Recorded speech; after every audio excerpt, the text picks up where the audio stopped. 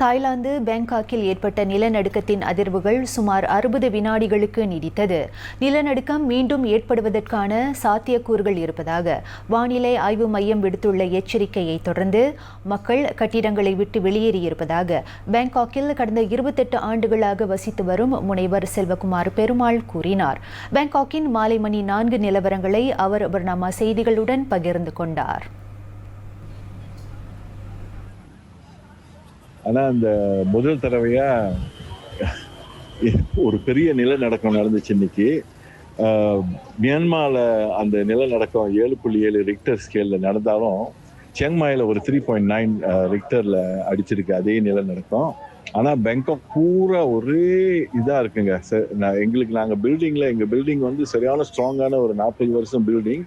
அதே ஆடிடுச்சு. மணி 1:20 இருக்கும். மதியானம் 1:20 சாப்பிட்ற டைமில் ஒரு பெரிய அடிங்க. இந்த மாதிரி எக்ஸ்பீரியன்ஸே இல்லை. ஒரு சரியான பயந்துட்டோம் நாங்கள் எல்லாம். உடனே எல்லாம் நாங்கள் பில்டிங் பூரா எல்லாம் இவேக்குவேட் பண்ணி எல்லாமே அடித்து எல்லாம் வெளியே வந்து இப்போ வெளியே உட்காந்துருக்கோங்க. எல்லாம் திரும்ப கவர்மெண்ட் மூலிமா அந்த வெதர் டிபார்ட்மெண்ட் மூலிமா ஆஃப்டர் ஷாக் ட்ரெமர்ஸ் வரோம். 1:20க்குனாங்க, 1:40க்குனாங்க, 2 மணினாங்க, 3 மணி இருக்காங்க. இப்போ மணி 4 ஆச்சு. எல்லாம் இங்கே வெளியே உட்காந்துருக்குங்க.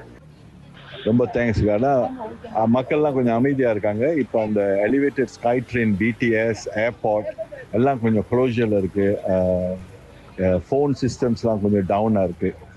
ஸோ என்ன ஏதுன்னு தெரியல. நாங்கள் எல்லாம் பில்டிங் வெளியே உட்காந்துருக்கோம். ஒரு ஓப்பன் ஏரியாவில் உட்காந்துருக்கோங்க. ஆனால் எங்கள் குடும்பம் மற்ற மலேசியர்கள் எல்லாம் நல்லா இருக்காங்க.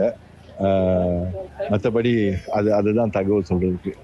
இந்த மாதிரி பேங்காக்ல அனுபவிச்சதே இல்லைங்க.